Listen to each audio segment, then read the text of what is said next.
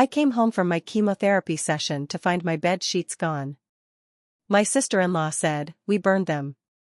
You're making this house a sick place." My husband sat watching TV. I said, "Do you even care if I live?" He turned up the volume. I left that night. But 2 years later, when I showed up at their front door. "My name's Danielle. I'm 41 now. This all started in Gastonia, North Carolina, when I was 39 and was told I had breast cancer. I remember sitting in the cold exam room while the doctor explained the results. I heard words like aggressive, early intervention, treatment plan. I nodded along like I was listening, but all I kept thinking was, how do I tell Jason?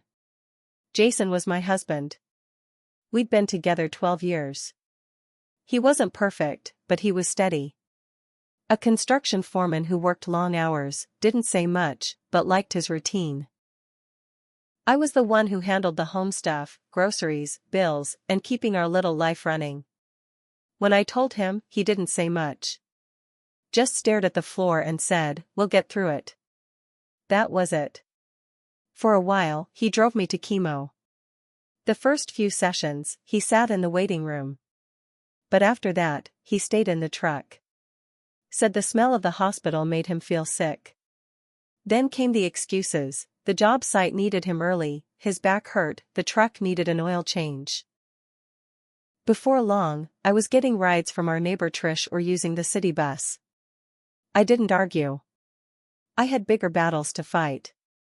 Then came Megan, his sister. She moved in after a breakup. Jason said she just needed a few weeks. "She's family," he said. I told him fine, but she needed to chip in and respect the space. I was fighting for my life. I couldn't also be cleaning up after his grown sister. That woman was like poison with legs. She never spoke directly to me unless it was to insult me or ask why I hadn't done the dishes. She smoked inside even though I asked her not to. She complained that my medications made the bathroom smell weird. She once said she was tired of living in a hospice. I should have kicked her out. But I didn't have the strength, not physically, not emotionally.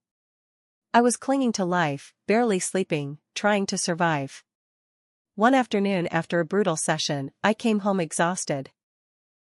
I remember standing at the front door, hands trembling as I tried to unlock it. My bones hurt, my skin felt like it didn't fit right. I just wanted to crawl into bed and cry.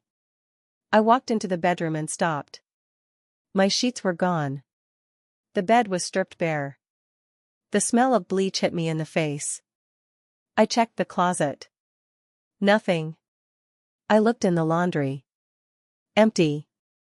I went to the trash can and saw nothing but takeout containers and cigarette butts. I walked back into the living room and found Megan sitting on the arm of the couch, texting. I asked, "Hey, did you see what happened to my sheets?" She didn't even look up. "We burned them," she said. I blinked. "What?" "They were disgusting," she added, standing now. "You're making this house a sick place. I don't want your cancer germs all over the furniture." I stood there frozen. Did I just hear that right? Jason was sitting on the couch watching a basketball game. I turned to him. "Jason?" He didn't even flinch. "Do you even care if I live?" I asked, louder. He picked up the remote and turned up the volume. That was the moment everything inside me broke. The pain in my body couldn't compare to the pain in my chest. I didn't scream. I didn't cry. I just walked to the bedroom, grabbed a duffel bag, packed some clothes and my meds, and left. That night, I called Trish, my neighbor. She let me stay with her. Later, I moved to a small apartment through a cancer support organization. It was tiny, just a bed and a kitchenette, but it was mine. No Megan. No silence from Jason. Just me and the fight. 2 years passed. I finished chemo. Then radiation. My hair grew back, thin, uneven, but real. I put on some weight. Got stronger. I went to counseling. Took part-time work at a thrift store. I didn't just survive, I rebuilt. But I never forgot what they did. Then, one cold morning in February, I saw Megan's face on Facebook. She was tagged in a post at Jason's birthday. They were standing in the same house, on the same porch, smiling like they hadn't tossed me aside like trash. That's when I knew I wasn't done. I didn't want to scream or throw things. I wanted them to look me in the eye. I wanted them to feel the weight of what they did. So I went back. I stood at their front door in my old coat, heart racing. I knocked twice. Jason opened it. His eyes went wide. "What the hell are you doing here?" he asked, stepping back. I looked past him into the house. Nothing had changed. Same couch. Same ugly curtains. But everything had changed. I smiled. "You owe me your life. And I came to collect." Jason stood there in the doorway like he'd seen a ghost. For a second, I think he thought I was one. "You can't just show up here," he said, trying to close the door. I stepped forward and planted my foot in the doorway. "I'm not here to stay," I said. "I just need to talk." Behind him, I heard Megan's voice. "Who is it?" Jason turned and yelled, "No one." But it was too late. She came around the corner, still in pajama pants and holding a coffee mug. When she saw me, her face twisted up like she smelled something rotten. "Oh, hell no," she said. "This is our house now. You don't belong here." Our house. I felt that word like a punch. She was standing in my hallway, sipping coffee from my mug, acting like she ran the place. Jason tried again. "Look, if this is about the past, it is about the past," I cut in. "But it's also about now. I have questions. And I'm not leaving until I get answers." He sighed and stepped aside. I walked in. The air smelled like stale takeout and cigarette smoke. Same sagging couch. Same hole in the drywall that Jason always said he'd patch. But it felt smaller now.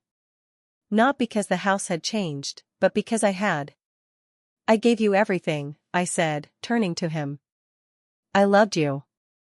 I fought to stay alive, and we didn't know what to do," he snapped. "You were always sick, always tired, always crying. The house was depressing. Megan just tried to clean it up, she burned my sheets, Jason. She was trying to help, she said I was making the house sick." Megan scoffed. I said what everyone was thinking. "You acted like the world owed you something just because you got sick." I walked closer to her, slow and calm. "And you think you deserve to live here? In my home? After what you did?" "I saved this house," she said, arms crossed. "I paid the electric bill when you were too weak to move. I cleaned when you couldn't. Jason needed someone." "You mean when he chose someone," I said, locking eyes with him. His silence was answer enough. Then I saw it, on the wall. A photo. Jason and Megan at a party. She was wearing a necklace. My necklace. The one Jason gave me on our 5th anniversary. I had kept it in the jewelry box I left behind. I pointed at it. "You went through my things?" "She said you weren't coming back," Megan replied with a shrug. "You ran off. We figured you were gone for good." I looked at Jason. "You let her take my stuff?" He didn't answer. Just looked away. And that's when something in me snapped. "You think I came here to argue?" I said, voice low. "I came to tell you this house isn't yours anymore. I want it sold. Or I'll take it to court." Megan laughed. "You can't do that." "I can," I said. "Your name was never on the deed. It's still in my name and Jason's. And I already spoke to a lawyer." Jason's face turned pale. "You're serious?" "I'm dead serious," I said. "You want to play dirty? Let's get dirty." Jason rubbed his face like he was trying to wake up from a bad dream. You don't get it, he muttered. If we sell the house, we'll have nowhere to go. Not my problem, I said. You should have thought of that when you left me to rot. Megan stormed across the living room, finger in my face.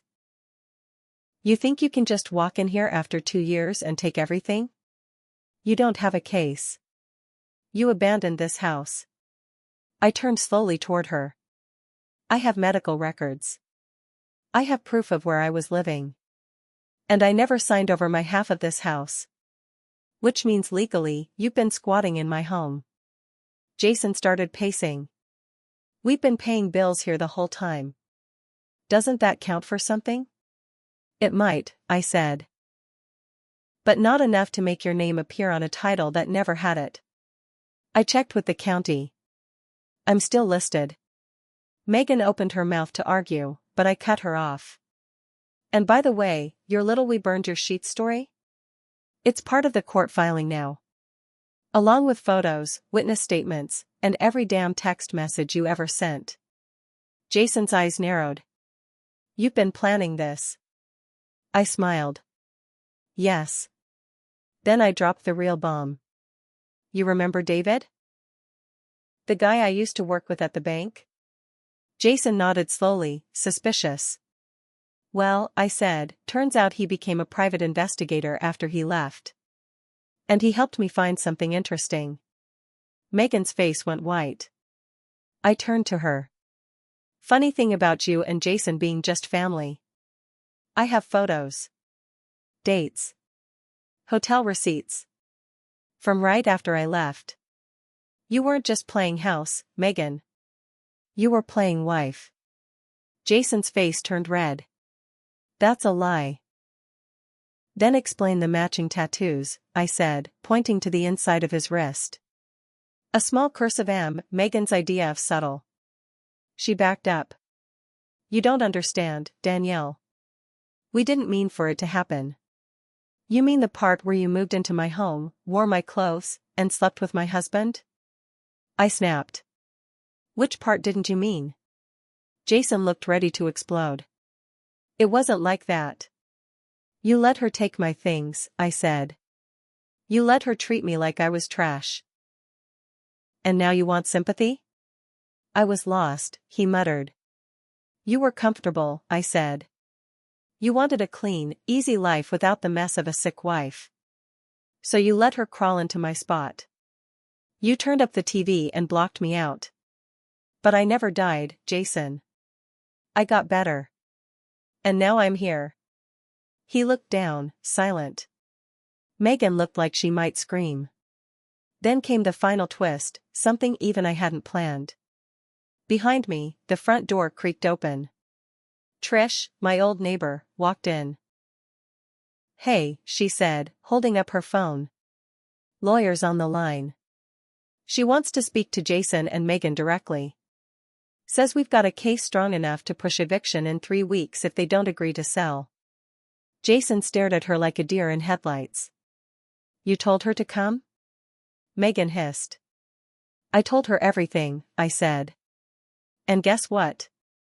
She kept every voicemail you two left her after I moved out. Including the one where you called me a walking curse. Jason slumped onto the couch like his spine gave out. Megan stood there frozen, mouth twitching but no words coming out. Trish handed me the phone. She's ready to talk to them, she said. I held the phone toward Jason. He didn't move. Talk to her, I said. Or I'll let it go to court. Either way, I'm getting my share. Jason looked up, and for the first time I saw fear in his eyes. Real fear. Not anger, not shame, fear. He took the phone with a shaking hand. Megan stood behind him, arms crossed, muttering under her breath. Yeah, he said into the phone. Jason speaking, yeah, I understand, no, I didn't know that, yes, I see now, his voice dropped to a whisper. After a minute, he handed the phone back. She said we've got 30 days to agree to terms or face court action. I nodded. Good. Megan exploded. You're letting her ruin us? This is our home now. She walked away. Jason snapped. Shut up, Megan. She froze. He stood up. This is her house. Her name's on the deed. I didn't change it. I didn't even think to. I didn't want to deal with it. Megan stepped toward him. But what about us? Jason looked at her like she was a stranger. There is no us, he said. And with that, he walked into the kitchen. Megan turned to me, eyes wild. You think this makes you better than me? No, I said. It makes me free. She laughed bitterly. You're not free. You're still bitter. You came back just to tear this down.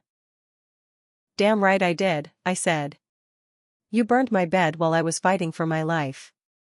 You made me feel like I didn't matter. So now, you get to live with the smoke. She opened her mouth again, but I was done. I walked toward the door. Trish followed. As I stepped outside, I looked back one last time. Jason stood at the kitchen sink, staring at the faucet like it had answers. Megan stood frozen in the middle of the room, still in my old bathrobe. I drove away with Trish, windows down, lungs full of clean air. For the first time in 2 years, I didn't feel like I was surviving. I felt like I'd won.